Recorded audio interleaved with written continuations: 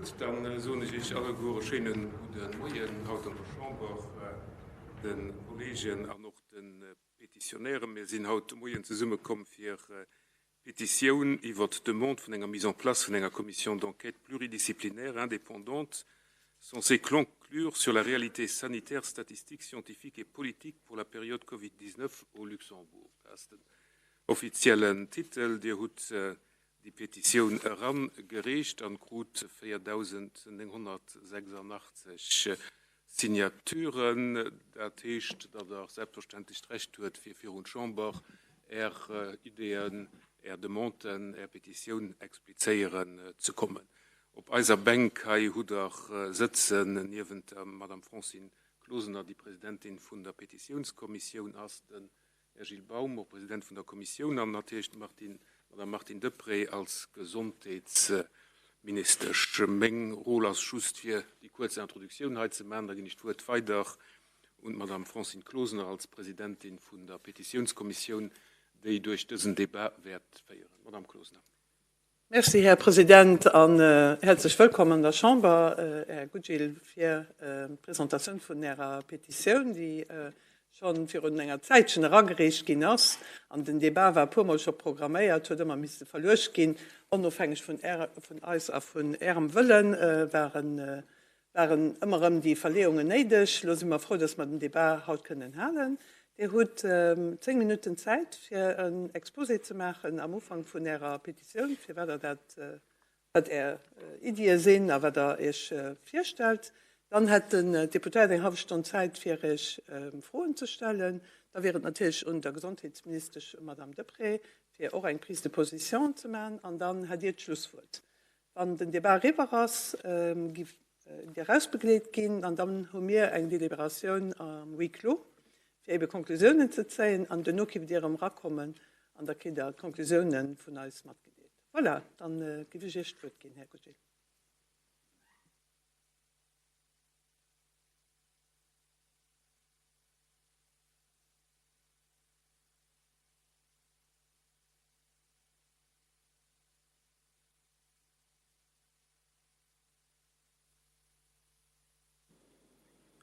Je recommence ? Pas le temps. D'accord. Je tiens à remercier au préalable toutes les personnes qui ont eu le courage de signer ma pétition. Pour me présenter succinctement, je dirais que je suis un citoyen français résidant au Luxembourg et que je me suis installé ici pour des raisons professionnelles et familiales. Après avoir créé et géré plusieurs entreprises, je suis devenu consultant en management et comme la plupart des gens jugent leur interlocuteur à ces titres. Alors, côté formation, j'ajouterai que je suis diplômé de démographie et de sociologie. En outre, j'ai également, pendant plus de 20 ans, étudié la psychologie, les neurosciences et la programmation neurolinguistique. Quant à mes motivations et ma sensibilité personnelle dans cette lutte pour nos droits fondamentaux, je vous demanderai de bien vouloir regarder le premier poster que j'ai réalisé pour vous et dont je vous ai donné en fait une copie. Donc, ce que vous voyez là, en fait, est la double copie de mon carnet de santé et la preuve de la cause profonde qui m'anime. Vous pouvez y voir que j'ai été vacciné en 1980 avec le vaccin BCG, un vaccin qui, je le rappelle, était censé m'immuniser et me protéger de la tuberculose. Sur la seconde page, vous pouvez voir qu'en 1982, soit 2 ans plus tard, alors que j'avais 9 ans, j'ai contracté cette maladie qui m'a emmené tout droit à l'hôpital, où je suis resté plus de 7 semaines en soins intensifs. Là où les choses sont pour le moins intrigantes, c'est que mes 3 frères, vaccinés la même année que moi, ont connu la même mésaventure et nous avons tous les 4 été conduits à l'hôpital dans un état très grave. Mon père, ma mère et mes 2 sœurs, qui, eux, n'avaient pas été vaccinés, n'ont strictement rien eu. Pas de tuberculose, classée comme étant une maladie hautement contagieuse. Ici se pose la double question de l'efficacité des vaccins et de la transmission de la maladie. Pour développer le sujet, je vous propose maintenant de bien vouloir regarder, s'il vous plaît, le second poster que je vous ai mis ici. Il s'agit d'un ensemble de graphiques montrant l'évolution des mortalités pour cause de décès liés à la rougeole, coqueluche, tuberculose et grippe au Canada, en Angleterre, aux États-Unis, durant le XVIIIe siècle, XIXe et XXe. Rapidement, dans les graphiques bleus, en rouge et orange, on remarque immédiatement les fortes pentes caractérisant la chute assez rapide du nombre des décès sur la même période. Je pense que c'est assez évident. Les flèches blanches, elles, indiquent l'année où sont introduits les vaccins contre ces maladies. Premier constat. Contrairement à ce qui nous a été rabâché, l'amorce de la chute des mortalités ne correspond pour aucune de ces maladies à l'introduction du vaccin correspondant. Vous pouvez facilement voir que toutes ces maladies dites infectieuses avaient déjà fortement chuté bien avant l'introduction des vaccins censés lutter contre ces mêmes maladies. Certains taux de mortalité s'étaient déjà effondrés de 98 à 99% avant l'introduction des vaccins. Deuxième constat, le graphique numéro 5 et les graphiques de droite montrent qu'il n'y a strictement aucune différence s'agissant du déclin de ces maladies, qu'il s'agisse d'un État qui vaccine sa population ou d'un État qui ne la vaccine pas. Conclusion logique, continuer d'affirmer que les vaccins ont fait reculer les maladies et ont participé à faire augmenter l'espérance de vie est un mensonge. C'est une tromperie qui devait être systématiquement condamnée. Les vaccins ne sont pas des outils destinés à sauver des vies, mais un dispositif d'effraction et d'endommagement du système immunitaire chez l'enfant. Leur véritable rôle est de faire de l'enfant un futur client de l'industrie pharmaceutique et de le rendre totalement dépendant des produits disponibles sur le marché. Si l'enfant, après une vaccination, développe une allergie, un autisme, une maladie chronique ou une maladie auto-immune pour laquelle il sera traité à vie, c'est le jackpot. Cela représente un marché garanti pour tous les acteurs du business de la santé. Voilà donc ce qui m'anime pour venir interroger les dispositions qui ont été prises pendant la crise dite Covid, ayant abouti à une vaccination de masse. Les travaux et les enquêtes que j'ai effectuées ces dernières années en France et au Luxembourg démontrent plusieurs choses. Premièrement, ce que tout le monde appelle pandémie est une plandémie. Un projet intelligent de vaccination des populations qui avait déjà été planifié de nombreuses années avant le coup d'envoi lancé par la Chine en janvier 2020. Deuxièmement, lorsque j'ai analysé les statistiques de mortalité au Luxembourg pour l'année 2020, à partir des chiffres publiés par le Statec en avril 2021, je me suis rendu très vite compte qu'il y avait une contradiction entre ce qui nous était présenté par les politiques et les médias d'un côté, et ce que j'observais moi en tant que démographe de l'autre. Ma conclusion est qu'il n'y a pas eu de surmortalité exceptionnelle au Luxembourg pour l'année 2020. C'est un fait. La mortalité a été normale et tout a une explication logique. Le taux brut de 7 décès pour 1000 habitants ne s'expliquait que par l'effet de la taille de la population, l'effet de la structure de la population et l'effet de conjoncture. Avec le recul, aujourd'hui, on pourrait même intégrer d'autres facteurs. Troisièmement, lorsque j'ai étudié la démographie à Strasbourg, le terme pandémie était un terme clairement défini. On pourra y revenir. Or, le 4 mai 2009, lorsqu'est tombé du ciel le virus H1N1, l'OMS a délibérément modifié le terme de pandémie et fait disparaître les notions de morbidité et de mortalité.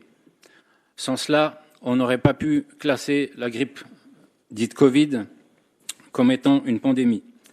Quatrièmement, plusieurs personnes ont perdu un parent en maison de retraite ou à l'hôpital où il s'avère qu'un protocole de soins a été fourni au personnel de soins. Ce protocole, que j'ai lu entièrement, a été publié le 2 avril 2020. 2 avril 2020. Au vu du contenu, je dirais que les personnes qui ont contribué à cette écriture ont probablement dû commencer leur travail au moins 3 mois avant.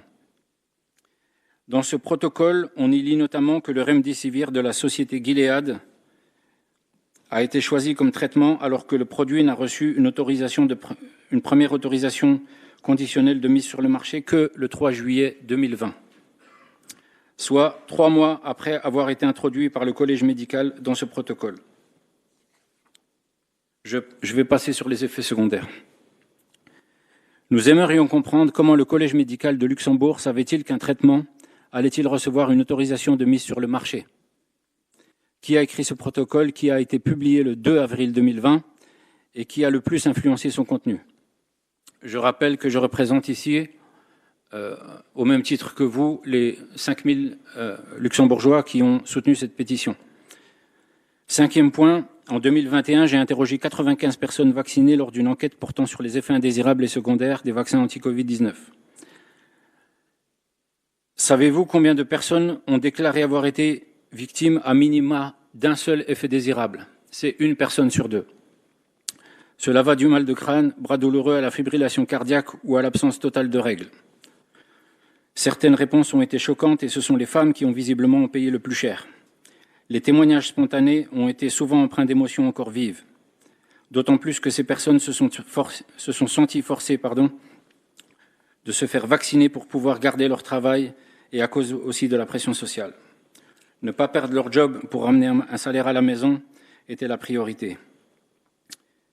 Qui a décidé qu'il fallait vacciner tout le monde au Luxembourg sur les bases du mythe de l'immunité collective vaccinale? Qui est responsable de leur viol physique et psychique? Qui est responsable des effets secondaires dont nombreux sont passés sous silence? Qui est responsable aujourd'hui de l'explosion des cas de cancer, de thrombose et autres maladies cardiaques qui se multiplient au sein de la population des personnes vaccinées? Est-ce que vous saviez que dès octobre 2018, la Commission européenne avait déjà prévu de vacciner tous les Européens en 2020, 2021 et 2022? Le document, je l'ai sur moi, et il s'intitule Roadmap on Vaccination. Je vais accélérer. Saviez-vous que l'OMS, dans un rapport publié en 2019, avait également prévu dans le même timing un exercice mondial visant à mobiliser ses États membres dans le cadre d'une menace pathogène échappée d'un laboratoire? J'ai le document ici.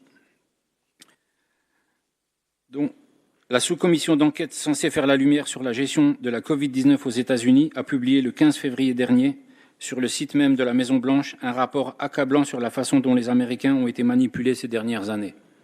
On l'a vu également en Allemagne. On l'a vu en France. Qu'en est-il des Luxembourgeois et des gens qui résident ici?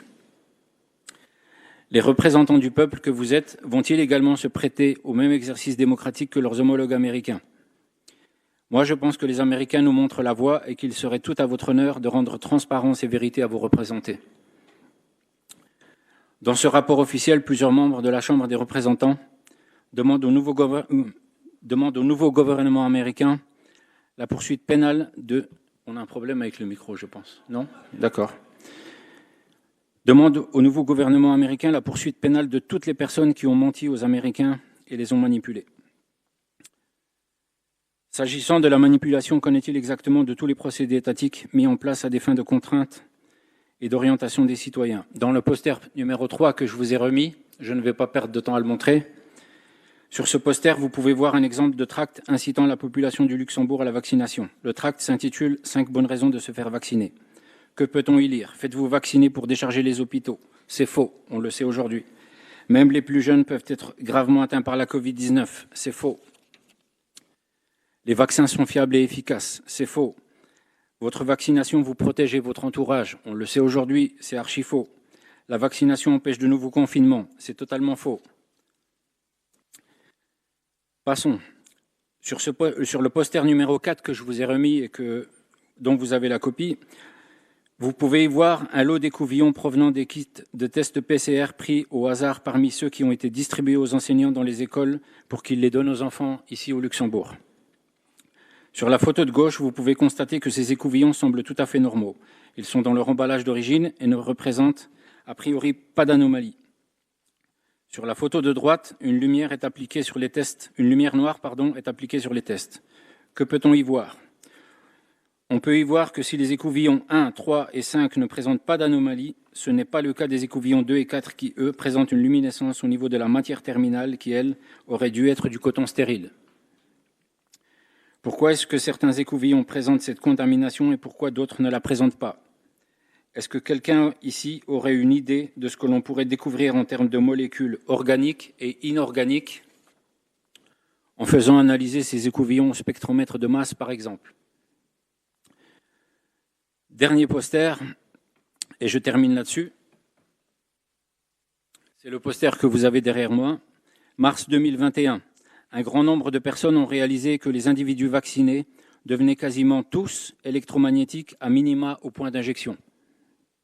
Mai 2021, en Espagne, le docteur Pablo Compra découvrait par le biais de son microscope électronique à transmission la présence de milliards de nanoparticules d'oxyde de graphène dans les flacons Comirnaty de Pfizer. En Italie, les docteurs Gatti et Montanari découvraient les mêmes composants inorganiques avec leur microscope électronique à balayage environnemental. Ils ont également découvert plusieurs dizaines d'autres composants qui ne figuraient pas dans la liste des composants officiels déclarés par les sociétés pharmaceutiques. En Argentine, Lorena Di Blasi et Marcela Songorin ont fait les mêmes découvertes, mais en pire s'agissant des métaux lourds et des composants non déclarés. 55 composants non déclarés, dont certains sont mortels.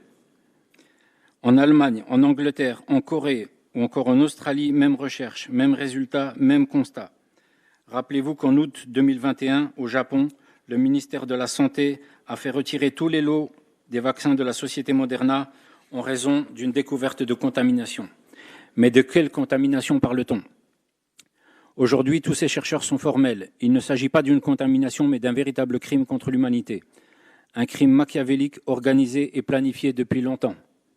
Ce que vous voyez sur ce poster, ce sont les meilleures images que nous ayons actuellement en notre possession.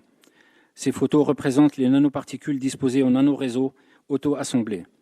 Ils sont présents dans tous les vaccins anti-Covid-19, peu importe la société pharmaceutique qui les produit. Sinopharm, Sinovac, Turcovac, n'importe. J'accélère. Les photos remarquables que vous voyez là nous viennent d'Australie et ont été prises par le docteur David Nixon. À votre avis, à quoi avons-nous affaire? Je vous pose la question et je termine là-dessus. Je vous rends la parole et je vous remercie de m'avoir écouté. Merci für Ihren Exposé, Herr Gudgil. Los und den Deputäten ist froh, dazu zu stellen. Wen gibt es aufhängen? Madame Schoß. Vielmals merci, Madame Präsidentin. Vielmals merci, Herr Gudgil, dass hergekommen seid und eure ganz klaren Exposé gemacht mit all denen Bedenken, die ihr habt. Ich meine, Herr Froh ist hier ganz klar eine Enquetekommission, eine pluridisziplinär. Ich meine, an der letzten Legislaturperiode hat der RW auch CSV das auch schon gefroht, dass zwar unangenehm von der Motion von der CSV angeholt gehen. Im Moment geht aber an dem Bereich nicht weiter geschafft. Ich gehe gerne von ihr wissen, welche Disziplinen genau dir, also eine Enquetekommission, welche Vertreter dir gerne an einer Enquetekommission gesieht, auf welche Bereiche detailliert den Mist für ihr prioritär gucken, für sehr für uns kommt, ich meine, das ist ja eine La Santé Publique an der Macht, für die wichtigsten Punkte mal an einer ersten Instanz mitzuholen, was sie vielleicht in der Gruppe, die da geht, formieren. Und dann eine wichtige Frage, die wir auch selber stellen, wie definiert ihr independent, also was wir par conséquence, welche Leute wären an der Enquetekommission? Vielmals merci. Ja, ihr könnt anfangen. Ja, Ja. J'appuie sur le bouton. Ok. Je pense que la première des choses, avant de décider qui siégera dans une telle commission, qui aura telle fonction, la première des choses, c'est d'établir un constat réel. Je vous l'ai dit, il y a quelques années, j'ai réalisé une enquête sur les effets secondaires. Or, ce qu'on peut voir, qui a été publié en date d'aujourd'hui, c'est que ce qui a été publié est faux. Moi, j'ai en tout cas trouvé d'autres informations. Récemment, j'ai regardé un petit peu le site du ministère de la Santé et j'ai vu qu'il y avait une enquête qui avait été faite par le ministère de la Santé auprès de femmes enceintes qui avaient été injectées par le biais des vaccins anti-Covid. Très peu ont répondu. Je crois que c'est de l'ordre, si ma mémoire est bonne, c'est de l'ordre de 25% qui ont répondu. Et sur les 25% qui ont répondu, une femme sur 5, parce que je crois que c'est 18,9% ou un truc comme ça, donc ça fait 19%, c'est quasiment une femme sur 5, qui a eu des problèmes, qui a été injectée alors qu'elle était enceinte et qui a eu des problèmes. Je crois qu'il y a eu même plusieurs cas de mortalité. Donc, avant de chercher à savoir qui va siéger, quel représentant de parti politique, quelle discipline on va y mettre, est-ce qu'on va y mettre des démographes, des statisticiens, des experts de la santé, comme ici on a la chance d'avoir Astrid Stuckelberger qui a travaillé à l'OMS et qui peut vous parler de la façon dont le règlement sanitaire international a été rédigé, puisqu'elle a participé à cette rédaction. Donc, avant de parler de tout ça, je pense que la première des choses, c'est de faire un constat honnête, sincère, et de le publier dans la presse. À partir de là, on peut se mettre ensemble entre représentants de partis politiques ou alors en tant qu'assigné à fonction, et ensuite rédiger le cahier des charges et dire voilà, tel est le cadre de travail qu'on va mettre en place. On a besoin de telle discipline, telle discipline, telle discipline, on a besoin de tel expert, etc. Et je pense qu'avant de faire quoi que ce soit, on doit déjà établir un véritable constat. Ça, c'est ma réponse. Je peux répondre? Oui, je laisse la parole à Astrid. Si. Oui. Merci pour la question, parce que je pense qu'elle est essentielle dans une commission d'enquête. Et je peux vous parler d'un point de vue de l'OMS. Quand il y a un déclenchement d'une épidémie qui devient une épidémie avec plusieurs pays, et puis ensuite qu'on déclare une pandémie, en fait, la première chose dans la causalité, c'est de prendre des experts de différents domaines. Et je crois que c'est ça qui a manqué dans toute l'enquête depuis le début. Par ignorance, en fait, beaucoup de gens ne savent pas, parce qu'il n'y a pas eu les bons experts. Il n'y a eu que des personnes dans les maladies infectieuses ou dans les laboratoires. Et donc, en santé publique, à l'OMS, quand vous avez une suspicion d'une causalité de décès, donc il y a assez de chiffres, l'OMS a donné des chiffres affolants déjà en 2022 et 2021, des décès par vaccin déjà, et puis ce qu'ils appellent le Covid long. Mais moi, je pense que c'est indispensable de le dire là, qu'il faut, dans les typologies, moi j'étais responsable des typologies, des causalités, des épidémies, pandémies. Mais pour pandémie, il faut qu'il y ait tous les pays touchés, ce qui n'a pas été prouvé du tout. On a 4 typologies. L'une, c'est infectieux, mais infectieux, pas seulement un virus, parce que c'est le plus petit dénominateur commun. Déjà, on l'a vu à SARS-CoV-1, qui a disparu en 8 mois, touché 24 pays, et puis on ne peut jamais faire de vaccin parce qu'il mute tout le temps. Donc moi, j'ai fait un article scientifique dans Bioacta de Modica qui est à vos dispositions déjà en mai 2020 pour prouver qu'il y a un problème. Il y a un problème. Donc il faut les maladies infectieuses, mais aussi bactériennes, parasitaires, et qui sont les conséquences d'autres agents, pas non seulement pathogènes, mais des autres typologies. Alors les autres typologies, c'est foodborne disease, donc les maladies liées à l'alimentation et à ce qu'on ingurgite, et les 2 autres qui n'ont absolument pas existé dans l'évaluation de ce qui se passe dans tous les domaines de la santé d'ailleurs, c'est le chimique. On avait toujours à l'OMS Dr Gutschmidt, qui d'ailleurs j'ai continué à l'inviter à la faculté de médecine de l'Université de Genève pour donner des cours sur la toxicité chimique dans tous les domaines. Et puis le dernier, c'est le radionucléaire, mais qui est beaucoup plus large dans les radiations aujourd'hui. Et donc dans ces 4 domaines de typologie, c'est absolument important que tout ce qu'on analyse, on considère qu'on ne savait pas des tas de choses et qu'il faut avoir tous ces experts autour de la table qui ont des différentes méthodologies et pas seulement l'isolation d'un virus qui n'a d'ailleurs pas été fait par l'Institut Corps, qui est l'expert des postulats de corps. Donc je trouve que c'est très important de le dire ici. En santé publique, on doit travailler avec tout le monde. Et aujourd'hui, le problème, c'est qu'on est censuré par des personnes qui ont des autres intérêts financiers. Quand on commence à parler, par exemple, de ce dernier tableau de nanotech, où c'est des experts de nanotechnologie, et je peux vous dire qu'il n'y en a pas beaucoup dans le monde, qui peuvent analyser ça avec 17 différents microscopes. Et donc, ça, ce qui a manqué, c'est pas seulement les disciplines, mais c'est les instruments utilisés pour faire une évaluation. Voilà. En tout cas, je voulais déjà poser ça. Et puis, il faut des gens de santé publique et des gens qui ont l'habitude de juger des épidémies de large spectre. Pas seulement la viromania, parce que sinon on s'écarte vraiment du vrai problème. Oui, merci. Merci. Encore une question. Oui, Monsieur Schaaf. Daniel Schaaf, pardon. Ja, merci, Madame Präsidentin, für das Wort. Ich bin ein verständnisfroh, pardon für mich Stimmen, vergestorben, wie spät gehen. Mein Verständnisfrau am von Goldedi hat angefangen, an dem da als generellen Tableau über die Impfungen, über die Vaccination gemacht hat. Und die hat die so nicht verstanden, generell auf Frage gestellt. Also quasi alle Impfungen auf Frage gestellt. Ich wollte das noch von ihr präzisiert kriegen, sie da der Meinung, dass es keine Impfungen für gut nicht weltweit soll gehen. Als das eigentlich eher Basisattitude und ich das auf jeden Fall verstehen, aber nicht zum Beispiel an Kinderlähmung denken, die ohne Impfung nicht aus der Welt zu kriegen, das definitiv nicht. Und die ganz dramatisch ist, dann verstehe ich die Attitude nicht, muss ich aber auch dabei sein. Merci. Merci. Merci pour la question.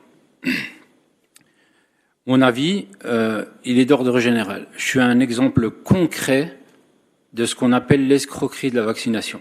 C'est une escroquerie qui a été construite sur un mythe qui a plus de 200 ans, et l'être humain a un ego tellement surdimensionné qu'il est incapable de reconnaître ses erreurs et qu'il a construit tout un business plan à partir d'une falsification. Ici, j'ai avec moi 2 livres. Il y en a un qui a été écrit par le docteur Auguste Luto en 1887. Il y en a un autre qui a été écrit, enfin, il y en a tellement, il y en a des centaines en fait. La vaccination est une pure escroquerie. Vous le voyez dans les graphiques. L'argument des pro-vaccins, c'est les vaccins sauvent des vies et permettent de faire reculer les maladies infectieuses tout en augmentant l'espérance de vie. Or, il faut être aveugle pour ne pas voir le graphique que je vous ai montré avant.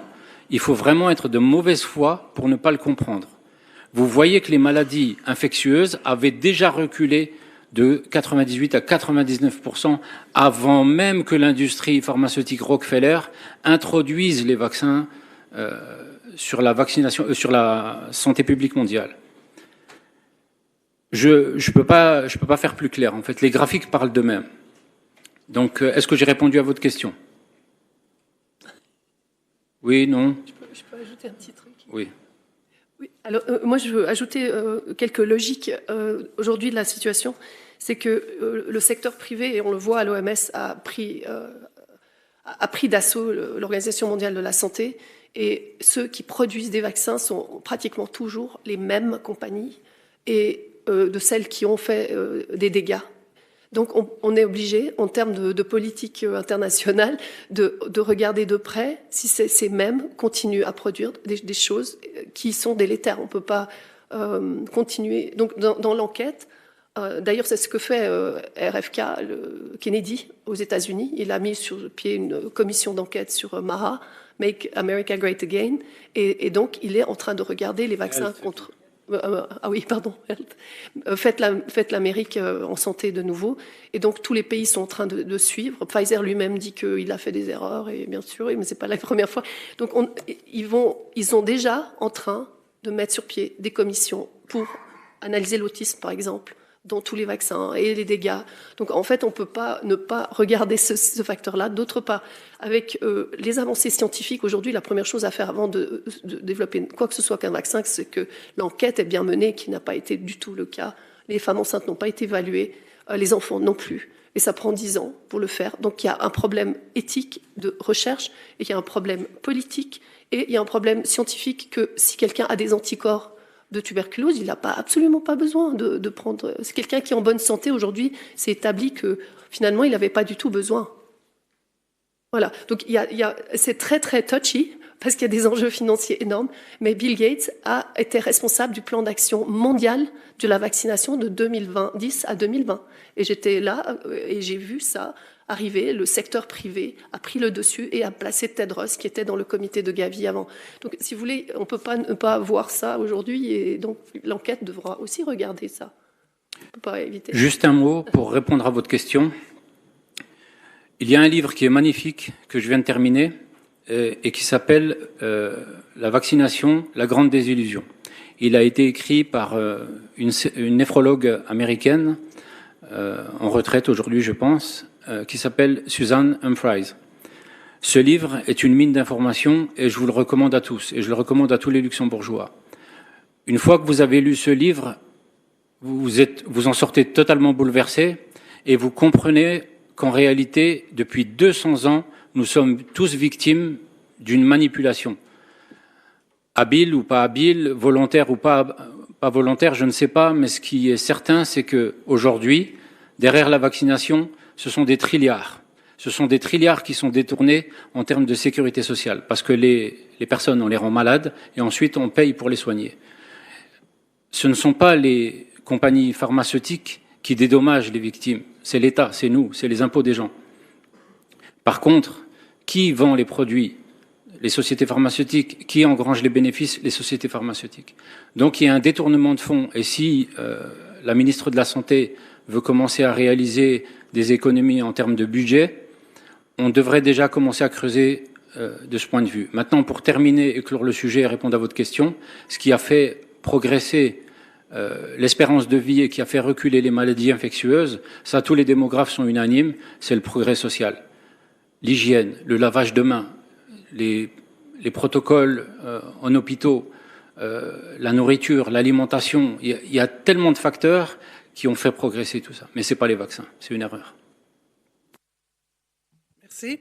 Madame Kemp, wollte ich vorstellen. Merci, Madame Präsidentin, für das Wort. Am Kader von der Enquete-Kommission, die da fordert, wollte ich fragen, ob die schon konkret Ideen über Methodologie, Dauer, Ziele von der Enquete.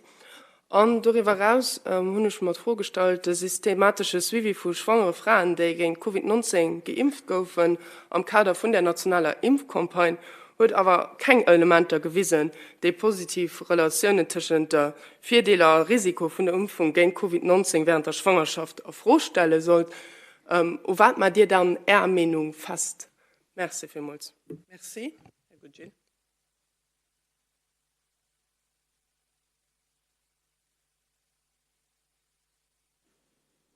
Merci pour la question. Alors, c'est pas une opinion personnelle, c'est une déduction logique de ce que j'ai lu. L'opinion, c'est un petit peu différent. Il suffit juste de lire le document qui est actuellement en ligne sur le ministère de la Santé. Vous verrez qu'il y a un certain nombre de rapports qui ont établi en fait qu'il y a une causalité directe,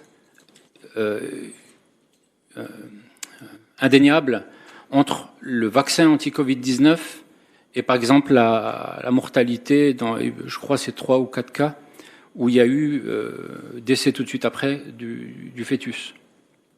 Ça, c'est pas moi qui le dis, ce sont les rapports qui sont publiés sur le site de votre ministère de la Santé. J'ai pas tout à fait compris ce que vous avez dit au début et ce que vous vouliez que je dise. Si on devait réaliser un cadre de travail, en termes de temps, je ne sais pas combien de temps ça peut prendre. Mais la première des choses à faire, c'est vous, en tant que représentant du peuple, c'est d'opter déjà pour la première chose à faire, à savoir, je vous ai posé une question en fin de discussion, et je vous ai dit, qu'est-ce que c'est que ça? Vous voyez, je vous ai mis sous vos yeux un poster sur lequel il y a des photos, et c'est ce qui se trouve dans les vaccins. Si vous pensez que je suis un fanfaron, un clown, quelqu'un qui vient ici pour se faire voir, qui raconte des bêtises, moi je prends un engagement ici devant vous. Si vous ne trouvez pas ces nanotechnologies dans les vaccins, j'accepte d'aller une année entière en prison ici à Luxembourg, à mes frais. Est-ce que ça vous va? Si vous ne trouvez pas ces nanotechnologies dans les vaccins, c'est que je suis un escroc. J'accepte même de faire non pas une année de prison, mais de faire 2 années de prison. Est-ce que ça vous va? Voilà l'engagement que je peux prendre ici devant vous. Je ne peux pas faire plus. Est-ce que j'ai répondu à votre question, madame? Oui, non? Ça va. Ok, merci. Merci. Je peux juste vous ajouter une petite chose. Oui, moi je ne m'engage pas à aller en prison du tout. Mais je voulais juste vous dire qu'en fait, moi je le dis souvent, on est devant une scène de crime. Et je crois qu'il y a un criminologue dans votre équipe, j'avais regardé. Et donc, comme dans une scène de crime, vous devez analyser tous les paramètres de cette scène de crime. Et donc, il y a déjà des rapports qui existent dans le monde international, d'ailleurs sur les femmes enceintes qui ont fait des fausses couches, qui n'ont pas été comptées dans les statistiques. Et il y a la Floride, d'ailleurs, qui a interdit que les vaccinés soient proches des femmes enceintes. Il y a eu trop de dégâts et aussi que les décès dans les bébés n'ont pas toujours été comptés dans les statistiques. Donc ça, il y a des rapports et des indices partout dans le monde, dans tous les rapports. Mais ce que je veux dire, c'est qu'il faudrait vraiment faire une enquête méthodologique, comme on fait dans les scènes de crime, de faire des autopsies qui ont été d'ailleurs interdites partout dans le monde, comme par hasard. Et donc, on a des autopsies, et dans ces autopsies, vous retrouvez en fait l'effet des nanotech avec du caoutchouc qui est absolument anormal, des choses jamais vues en médecine. Et donc, dans cette méthode, il faudra vraiment ouvrir un dossier avec des personnes très consciencieuses pour vraiment être les premiers au monde, en fait, à faire mieux le travail qu'ailleurs, parce que tout existe, mais rien n'est encore mis ensemble. Et on ne peut pas éviter, puisque Pfizer a ses sièges aux États-Unis et mondial, les multinationales ont une responsabilité dans tout ce qui arrive et les mêmes rapports existent partout. Hein. Je veux dire, ils ont annoncé qu'ils allaient d'ailleurs déclassifier 80 000 pages de leur dossier. Ils ont déjà dit que oui, effectivement, ça fait des décès, etc. Donc on ne peut pas dire non, on va pas le faire. Vous êtes obligé de le faire avec le monde entier, je pense. Mais vous êtes international ici, donc ça va. Madame Lehnert. Ja, merci für die Explikationen. Schon online noch gelauscht hat, für noch von Stadtmann, aber ich hatte ein Pro, wie erklärt ich mir probiert, mit den Indikatoren zu schaffen während der Pandemie, die disponibel waren und vor ganz klaren Lien de Cause zwischen der Besetzung auf den Intensivstationen, die mit den Erwachsenen, die gekommen sind, wirklich an den Griff gekriegt hat. Wie erklärt ihr, gesagt, das als ein Zufall. Da sind ja nicht neue Hygienemesuren, die gespielt haben, mit wo ganz klar zu sehen, ob der Zeit schien, ab dem Moment, wo ein Grand Échelle vacciniert ging, wurde sich entspannt auf den Intensivstationen. Ich möchte gerne eine Erklärung dazu hören, weil das besonders was uns rassuriert hat, dass wir einen Effekt gesehen durch die Impfung. Und das war ja nicht nur in Lützeburg, mehr insgesamt auch in anderen Ländern, wo den Abbruch klar gesehen hat, den ich noch nicht kann auffangen. Die Intensivstationen sind immer visitieren gegangen. Das ist eine Realität. Also, das ändert, als mir die Frage schon tangiert gehen, wie stellt ihr so eine Enquete vor, wenn ich verstehe, wir sind extrem spezialisiert sind für zu haben Frauen, also das, was ich festschreibe, dass alle einzelne Land die nötige Experten gibt zusammen kriegen. Man muss ja auch von einer politischen Seite eine Diversität bei den Opinions scientifiques assurieren. Wäre das überhaupt machbar oder wenn man da am Umgedrehten von dem, was der apostrophiert, wohin dann noch eine Monopolstellung kommen von einem Gruppe von Leuten, die an der Kontestation sind und die da forcément überall präsent wären. Wäre das überhaupt machbar, für wirklich eine Objektivbesetzung pro Land zu kreieren? Merci, Madame Lehnert. Je vais commencer et puis après tu peux ajouter. Donc oui, alors l'histoire des soins intensifs et des urgences, c'est très intéressant parce que dans le règlement sanitaire international et avec l'OMS, moi j'étais en charge des systèmes de santé et comment chaque pays répond à une urgence sanitaire avec son système de santé. Or, ce qui est arrivé dans les statistiques où on nous a fait peur pendant 2020, en fait, ils ont fermé toutes les urgences, par exemple des personnes âgées, pour faire un système de goulot, où toutes les urgences arrivaient au même endroit, qui créaient des paniques, et ils ont dit, vous voyez, il y a beaucoup de monde, etc. Et donc, non, je peux vous le prouver vraiment dans les chiffres.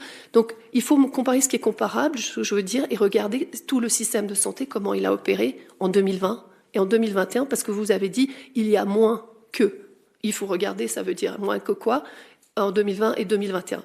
Par contre, pour les vaccinations et les effets, c'était pas... les urgences se sont passées d'une autre façon, parce qu'il y a eu des sudden deaths, des morts sur les terrains de foot, etc. On a des dossiers énormes de milliers de sportifs qui sont morts avec des crises cardiaques vaccinés. Ça n'existe pas dans les urgences, puisqu'ils ont des crises cardiaques qui meurent. Et toutes les symptomatologies qui sont arrivées avec le vaccin sont très différentes, mais elles sont liées avec les mêmes effets sur le cardiovasculaire et sur ce qui bouche les tuyaux, si vous voulez, de la plomberie humaine. Donc, si on doit faire une enquête, on doit regarder toutes ces symptomatologies liées, voir les autopsies qu'on a, des embaumeurs aux États-Unis et en Angleterre, parce qu'eux, ils en ont fait beaucoup. Et puis, donc, quand vous comparez les soins intensifs, il faut savoir comment comparer le système de santé, c'est ce que je veux dire. La deuxième chose, le pays lui-même, par rapport à l'OMS, est responsable des décisions qu'il prend du règlement sanitaire international. Et dans le règlement sanitaire international et dans la constitution de l'OMS, l'OMS n'a aucun droit d'imposer quoi que ce soit. Donc le pays doit lui-même faire son enquête pour regarder où sont les responsabilités et où sont les choses à enquêter. Je pense que partout dans le monde, il y aura des choses similaires, puisqu'on a essayé d'imposer des choses au gouvernement et savoir pourquoi le gouvernement a accepté. Je suis expert dans plusieurs tribunaux, dont en Norvège, et on est remonté toute la chaîne jusqu'au ministre de la Santé qui disait non, c'est pas moi, c'est l'OMS. Et donc, il faut revenir au local et aussi voir comment le système, pour plus jamais que ça se reproduise aussi. C'est aussi un bénéfice d'une solution future. C'est pas seulement de condamner. Voilà. Merci. Oui, en termes de résultats, je dirais que Luxembourg ne s'en sort pas trop mal.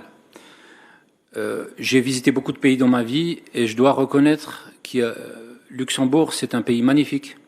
Et c'est un des pays, pour moi, les mieux gérés au monde, en termes de finances, en termes d'économie, en termes d'emploi, dans absolument tous les domaines. Donc les résultats en hôpitaux sont des bons résultats ici à Luxembourg, parce que dans certains pays, on a vu pire. La France, la Belgique, on a vu pire. Mais il y a d'autres pays où on s'en sort mieux. Par exemple, l'Afghanistan, qui n'a ni masqué, absolument rien. Pas de distance sociale, ils ne savaient même pas ce que c'était. Mais ils s'en sont sortis très très bien. Ici, au Luxembourg, je travaille avec des enfants et j'en ai déjà ramassé 3 qui avaient des problèmes cardiaques. Donc, par miracle, parce que j'appelle ça des miracles, il n'y a pas eu de décès, il n'y a pas eu de graves conséquences. Il s'avère que ces 3 enfants étaient vaccinés anti-Covid. Donc, il y a un vrai problème. Les Luxembourgeois ont besoin de transparence et de vérité, et ça commence par là. Qu'est-ce qu'il y a dans ces flacons ? Vous avez ici le Comirnaty en photo. Qu'est-ce qu'il y a dedans? La première des choses à faire avant quoi que ce soit, c'est d'enquêter là-dessus. Le cadre, vous avez posé une double question. La deuxième question, c'était le cadre de l'enquête. Voilà, j'ai répondu à ça. Les résultats, j'ai répondu, Luxembourg s'en sort pas trop mal, mais si on prend par exemple la mortalité de mémoire, comme ça, on va aller en Chine, je vous emmène en Chine. En 2015, ils ont un taux de brut de mortalité qui est de 7 pour 1000. En 2020, l'année de la Covid, le taux de brut de mortalité pour les Chinois, il est de 7 pour 1000. Il ne s'est strictement rien passé là-bas. Donc, dans un hôpital, comment sont gérées les choses? Moi, je connais une dame qui est la trésorière de l'association que je préside et qui s'appelle Corinne Delguste. Elle a eu sa maman dans un hôpital belge qui a été assassinée. Elle est rentrée pour un rendez-vous, ils l'ont séquestrée là-bas et ensuite, de fil en aiguille, en 2-3 jours, elle est morte. Ils lui ont dit qu'elle avait la Covid, ils lui ont donné de la morphine, ils lui ont donné du Valium et voilà, tout dépend de votre chance. Ici, Luxembourg, on traite relativement bien, très bien les gens. Donc, on a un système de soins et un personnel qui est bien. Donc, on est moins sujet à ce type de risque. Mais on ne peut pas dire que dans les hôpitaux français, anglais ou algériens ou marocains, je ne sais pas, tout le monde est honnête, il n'y a pas de crapules. En fait, il y a des crapules, des gens malhonnêtes et des gens qui ne cherchent que l'argent et leurs intérêts dans tous les pays du monde. Et on ne peut pas dire ici à Luxembourg qu'il n'y a pas de gens qui sont motivés par l'argent. Ici même, dans la Chambre des députés, vous aurez forcément des gens qui sont motivés par l'argent et qui vont dire non, il ne faut surtout pas faire d'enquête parce que moi j'ai des actions chez Pfizer, j'ai des actions chez Gilead et je ne veux pas de problème. Donc voilà, je clôt là-dessus.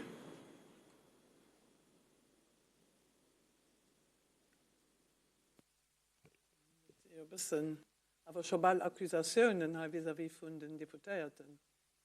Ja, vielleicht auch Leute, die aber andere Motivationen haben,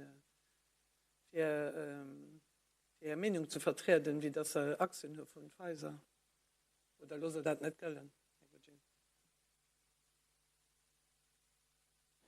Alors je vais peut-être apporter une rectification. Je n'accuse personne. Moi, mon intention, c'était pas de vous accuser, vous dans l'ensemble, ou de façon individuelle. Je dis juste que, je vais vous donner un exemple concret. Sarkozy, qui était un ange il n'y a pas si longtemps que ça, vient d'écoper de 7 années de prison.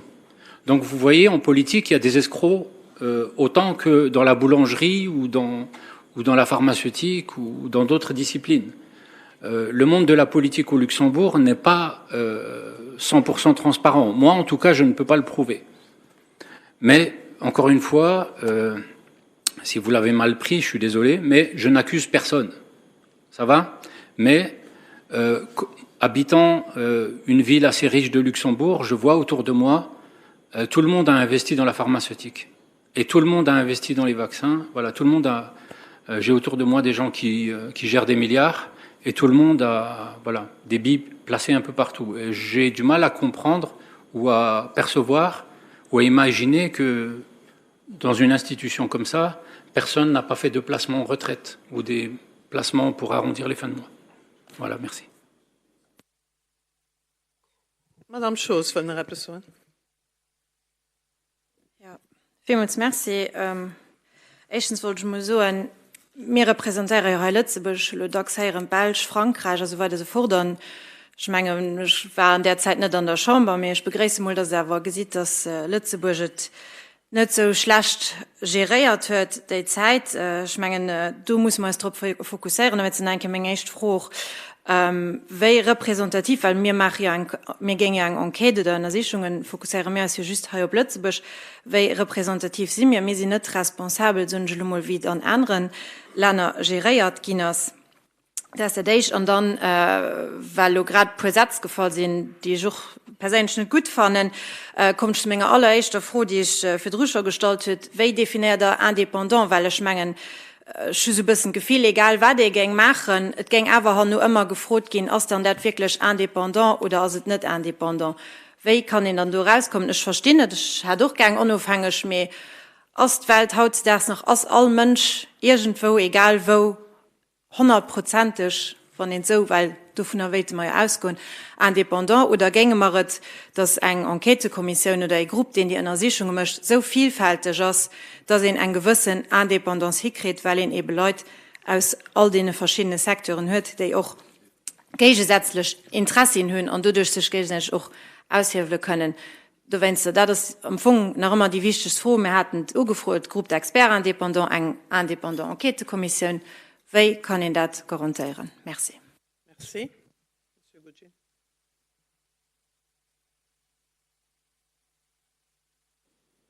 Vous avez tout à fait raison, je vous remercie pour la question. Vous avez raison, c'est un problème qui est intrinsèque en fait à l'humanité, c'est de trouver des personnes vertueuses. C'est ce que Montesquieu explique dans l'Esprit des lois. Trouver des personnes qui s'investissent pour l'intérêt général et le bien commun, c'est très difficile. Pourquoi? Parce qu'il y a la variable de l'argent qui vient systématiquement perturber les travaux. Et on a constaté dans tous les pays du monde, dans tous les projets, peu importe ce que vous alliez faire, vous allez toujours avoir des personnes qui sont motivées par l'argent. Ça, je suis d'accord avec vous. C'est très difficile de se défaire de ce biais. Le problème dans le monde médical, dans le monde de la santé, c'est que c'est un monde qui est totalement parasité par les lobbies pharmaceutiques. On le voit à Bruxelles, on le voit partout. Dans les cabinets médicaux, vous avez des commerciaux qui circulent en permanence pour essayer de placer leurs produits et qui, en échange d'un certain nombre, d'un chiffre, d'un certain résultat, promettent des voyages, des restaurants, toutes sortes de choses à des médecins. Les conflits d'intérêts sont sont les plus difficiles à dénouer dans le domaine de la santé.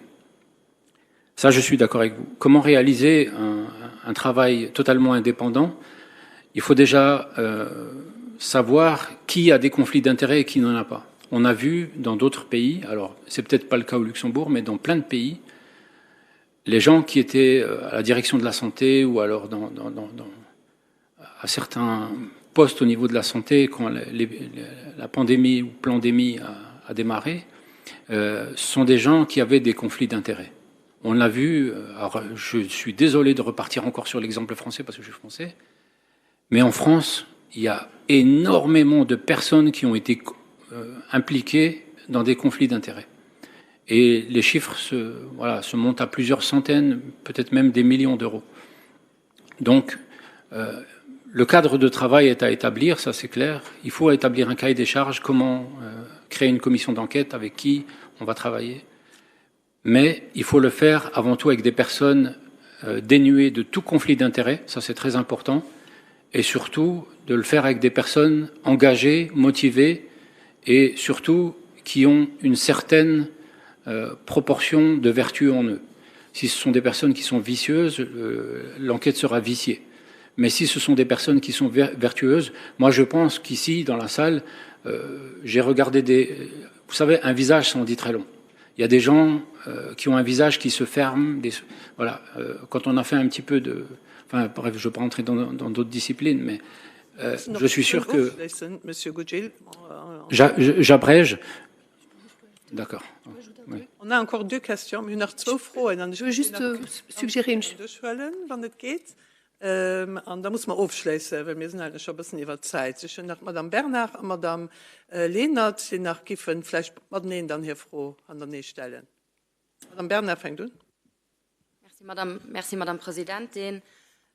Stehlen pauschal Skepsis vis-à-vis von Wachsenden, dann weisen auch generell Suspicion vis-à-vis von politischen Responsablen, Fummer. Mais abgesehen mal déjà verstanden, Transparenz als wichtig. Und Covid-19-Pandemie hat bis haut als auf viele Fronten impactiert und nach Haut spüren wir Konsequenzen davon. Und wenn das froh auch legitim, dass es eine nationale Abschaffung braucht, und das bestätigt sich auch die unanim votierte Motion, die man in der Chambre letztes Jahr geholt haben. Wir haben da dezidiert, dass eine Gruppe von Experten chargiert soll, für eine Analyse machen von den Mesuren, für die Resultate daran, die Pandemie anzufließen zu lassen und noch die Chambre zu konsultieren für den Pandemieakkord von der OMS. Hat die Diskussionen, die letztes Jahr hier in der Chambre gefordert gehen, suiviert, hat das Evaluationsdokument von der OECD gelesen, wie positioniert der Richt dazu, dass ja nicht, dass wir uns bislang noch nicht mit der dort wichtigen Fragen auch hier in der Chambre bislang also nicht gesagt haben. Merci, Madame Bernard und Madame Lehnert direkt an dran.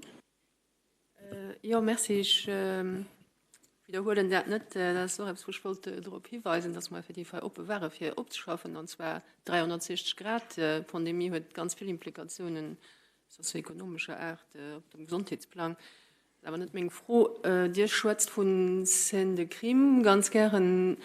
Kommt am Fongol, wenn ich auf das Hand bringen, darüber raus, dass an den Flakon Sachen sind, die nicht zu sich haben. Für mich ist das ein bisschen ein Mélange des Genres, für das an einem Parlament zu debattieren. Für mich geht es so etwas für ein Gericht, und für mich froh, wenn da so schwere Akkusationen macht gegen Produzenten, sind da Planten gemacht gegen, für dem, wenn dann einer Demokratie den natürlichen Aussprechpartner ist, nämlich Gerichter. Also ein Plan gemacht von ihrer Seite, wird also das Stoff, wo selbst hinspüren, wenn das eine Akkusation ist, die da macht, das ist das extrem grav, und dann gehört das plutôt für einen Parquet, für eine Autorität judiciaire, wie für ein Parlament. Merci. Merci, Madame Lehnert. Herr Gutschel, ich gebe euch eine kurze Antwort werden oder Antworten auf die zwei Fragen. Merci. Je réponds en premier à la dame qui est derrière et je vais être honnête, je n'ai pas lu le document de l'OCDE, donc je ne peux pas répondre à la question. Pour répondre à Madame Lehnert, je ne vous accuse pas personnellement. D'ailleurs, personne ne vous a accusé personnellement. Ce que nous disons, c'est que dans ces vaccins, il y a autre chose que de la santé. Et la première des choses à faire, c'est d'enquêter là-dessus. Point. Je ne peux pas être plus clair. Mais en tout cas, personne ne vous accuse, parce que je pense que la plupart d'entre vous ici, vous-même, beaucoup ont été injectés. Donc voilà, c'est une preuve aussi du fait que vous ne pouviez pas savoir. Ce que je dis aussi, c'est qu'il y en a qui savaient. Donc ça, voilà, il faut trouver. Madame Lehnert, wollte da etwas präzisieren dazu? Oui, je pense qu'il y a peut-être eu un problème d'interprétation par rapport à ma question. Ma question, c'était est-ce que vous avez déposé plainte auprès d'autorités judiciaires? Le 21 octobre 2021, j'ai déposé une plainte contre X pour crime contre l'humanité. La plainte, elle a été évidemment classée. C'est souvent comme ça que ça se passe. Le renard dans le poulailler n'a pas intérêt à ce qu'on fasse une enquête sur ses agissements.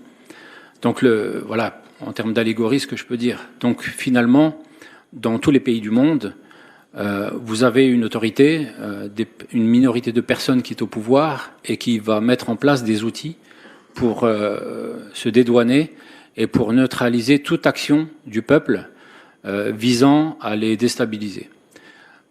Voilà, donc ce que je peux dire, c'est que oui, j'ai déposé une plainte. L'enquête a été classée au Luxembourg, elle a d'autres suites à l'international, mais ça, voilà, je ne suis pas autorisé à en parler. Voilà, donc j'ai déposé plainte, effectivement, qui a été classée ici au Luxembourg. Merci, Herr Gutschel, für die Antwort. Dann werden wir am Ende von diesem Teil von diesem Debat kommen und dann gebe ich das Wort der Gesundheitsminister Martin Deprez. Merci vielmals, Madame Präsidentin. Heißt Moyen lo vieles gesot gehen, war eigentlich lo net an der Beschreibung von der Petition direkt ugeschwart gehen, an der Petition C5 konkret frohe Gestalt gehen, die hauptsächlich rund um Vaccin drehen, schon gefehlt, dass egal was mir morgen zu den Wachsen also mit zwei verschiedene Positionen an du nicht weiterkommen. Ich will aber darauf hinweisen, dass Lützeburg 1,44 Millionen Dosen Wachsen verdeelt kaufen, respektive gespritzt kaufen.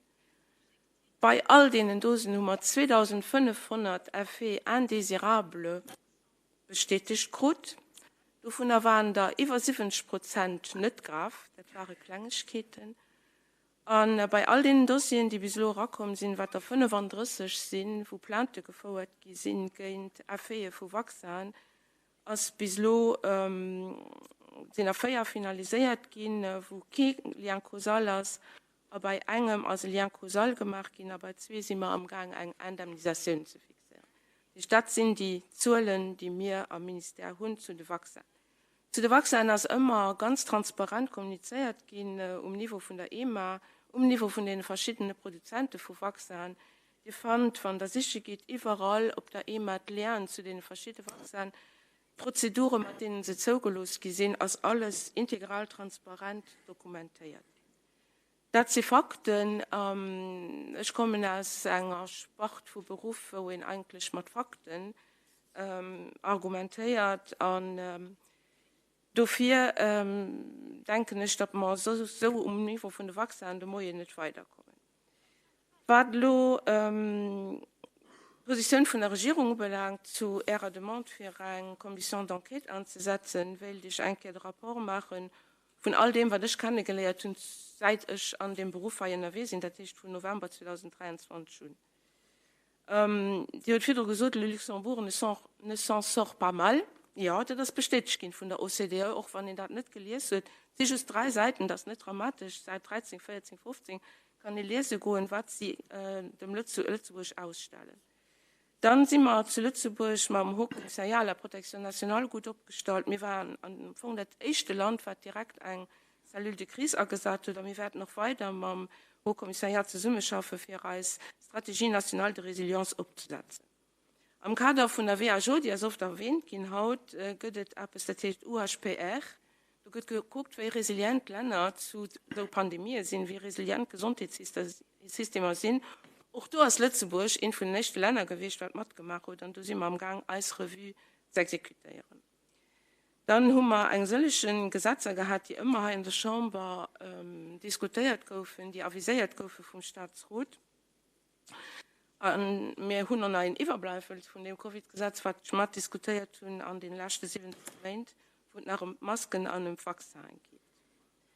Wir haben eine Motion angeschaut, dass die Führung Zeit gestimmt gehen, dass wir an der Zeit, wo ich am Namen von der Regierung NRW bin, eine Motion den 2. Mai gestimmt hat, wo dran steht, dass wir parallel zum Ausschaffen von der Loi Santé Publique geben, all die Mesuren, die en place gesetzt sind, durch die Einzel-Covid-Gesetze analysieren und gucken, wie wir valablement können an eine Loi Santé Publique auflösen lassen, auf jeden Fall, dass wir andere vielleicht nicht auflösen lassen. Die Arbeiten sind Weh, auf werden 4 Uhr gefordert. Dann erlaubt man einen kleinen persönlichen Not, weil ich war auch schon 4 November 2023 relativ engagierter Mensch. Und am März, wie dann die Pandemie deklariert war ich noch an der Schule aktiv. Wir haben relativ sehr zu Lützeburg alles en place gesagt, für das Südfree konnte geschützt gehen. Die Leute sind aufgerufen, auf der Helpline zu helfen. Da sind viele Freiwillige, die sich gemeldet haben. Wir haben ein Large-Scale-Testing auf Platz gesagt, den ganz detailliert an der Comexpo analysiert wird. Auf jeden Fall war ich mal am Staatsrat, wo wir es wirklich mehr gemacht haben, all die Gesetze zu avisieren, und als lagen Gedanken zu machen über die Proportionalität von den Mesuren. All die Gedanken werden auflösen an der Gesetz Loi Santé Publique.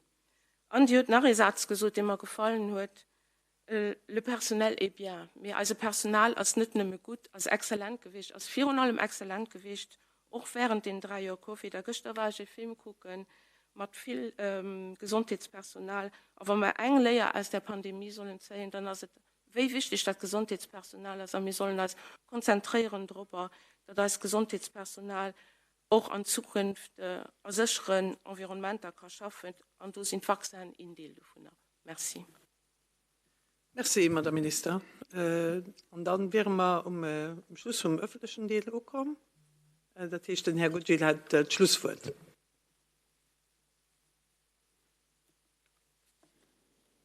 D'accord, donc je ne réponds pas à la ministre de la Santé, je conclus direct, c'est ça?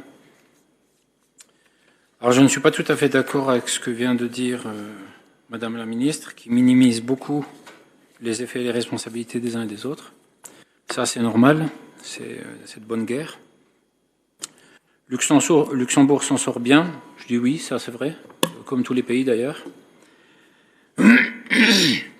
Mais je réitère ma question. Dans les flacons Comirnaty que nous avons, on a des photos derrière. À votre avis, qu'est-ce qu'il y a dedans? Donc voilà, il faut vraiment creuser là-dessus. Vous me parlez de santé, vous me parlez de grippe, de pandémie. Moi, j'aurais plutôt tendance à parler d'escroquerie, de pandémie, et d'avoir fait croire à une population qu'elle allait mourir, on l'a terrorisée, pour ensuite la pousser sur la voie de la vaccination. C'est un procédé qui est plutôt malhonnête. Ensuite, est-ce qu'au Luxembourg, on a le droit de s'exprimer librement? Je ne crois pas que les fonctionnaires qui sont dans la fonction publique ici ont le droit de s'exprimer librement, parce qu'il y en aurait, moi en tout cas j'en ai vu beaucoup, et j'en connais beaucoup, et qui ont peur de parler. Les enseignants ont peur de parler, tout le monde a peur de parler. C'est pas le symptôme d'une démocratie saine. Comme vous le savez sans doute, en Allemagne, la fuite des documents du RKI au printemps 2024, oui c'est ça, a mené au plus gros scandale sanitaire de l'histoire post-hitlérienne en montrant que les politiques et les corps constitués allemands savaient, en tout cas depuis le début, que la Covid-19 ne serait pas plus létale qu'une grippe ordinaire. Ils ont caché ce fait à la population. On parle du gouvernement allemand et pas du gouvernement luxembourgeois. Mais quand même, je me pose la question et je me dis, qu'en est-il au Luxembourg? Est-ce qu'il y avait des gens qui savaient déjà ou d'autres qui ne savaient pas? C'est une question en tout cas qui est légitime et j'ai le droit de la poser. Le rôle d'une commission d'enquête est justement de chercher à comprendre et à savoir. Enquêter pour faire la lumière sur tout ce qui s'est passé durant ces dernières années pour que nos concitoyens ne revivent jamais une telle hystérie collective. Je ne sais pas si, en tout cas vous le savez peut-être pas, mais mon fils était derrière une vitre de verre, de plexiglas au fond de la classe. Il était marginalisé, il a été isolé. Pardon. À une autre époque, on mettait les parias de la lèpre dans un coin. Alors je ne sais pas ce que mon fils a fait ici à Luxembourg pour être marginalisé et traité comme un paria pendant toute une année par son enseignante. Entre parenthèses, bon, c'est un autre sujet, mais ça vous donne un état de ce que je peux vivre et comment j'ai besoin de clarifier les choses. Voilà, ce qui m'anime, c'est vraiment cette soif de justice. Enquêter donc pour faire la lumière sur tout ce qui s'est passé durant ces dernières années pour que nos concitoyens ne revivent jamais une telle hystérie collective comme celle que nous venons de vivre. Sa mission, donc à la commission d'enquête, sera de recueillir des faits d'information et des témoignages afin de dresser un premier bilan sur ce qui a été fait de bien, parce qu'il y a des choses qui ont été faites de bien, mais aussi sur ce qui a été fait de mal. L'idée n'est pas de tirer sur l'ambulance, et ça je pense à Madame Lehnert et à d'autres, il y a beaucoup de gens qui peut-être ont fait les choses avec le cœur, et ça on ne peut pas leur reprocher. L'idée n'est pas de tirer sur l'ambulance, car un bon nombre d'entre nous, représentants comme représentés, ici aujourd'hui devant vous, moi je représente les 5000 personnes qui m'ont fait confiance et que je remercie encore une fois. Représentants comme représentés sont déjà démolis à vie suite à cet acte irréversible qu'est l'injection. Minimiser les effets secondaires, c'est pas sympa. Certains développeront peut-être un cancer suite à cet acte. Il y a peut-être des gens parmi vous qui ont déjà des cancers. Je vous ai donné des pistes de réflexion sur d'où viennent les cancers. Et d'autres vivront avec ou sans que quoi que ce soit ne se déclare. Ça, c'est juste. Il y a des tas de gens qui ont été vaccinés qui n'ont rien du tout. L'important, en tout cas de mon point de vue, est de chercher à nous améliorer et de coopérer tous ensemble pour trouver des solutions et mettre en place des garde-fous afin que le peuple soit chéri et protégé et non nassé puis matraqué. Parce que j'ai une pensée aussi pour tous les gens qui ont été matraqués par la police ici, que je ne connais pas d'ailleurs, qui sont des luxembourgeois comme vous, et qui ont essayé de faire valoir leur point de vue en démocratie. Donc voilà, il y a des choses qui ne sont pas claires et il faut les éclaircir. Donc je vais terminer là-dessus. La dernière question que je vous repose, qu'est-ce qu'on a dans les vaccins? Merci. Merci, Herr Gudgil. Merci, Madame Stuckelberger. Dummer da wir den Debat lo rüber. An het geht lo weiter mit den Deliberationen von den Deputierten für Konklusionen zu zeigen von diesem Debat. Wir machen nur eine kleine Unterbrechung von unserer Übertragung von der Sitzung. Und wir kommen Herr Norem ran, für der Gewalt zu gehen, was wir für Konklusionen zeigen. Merci.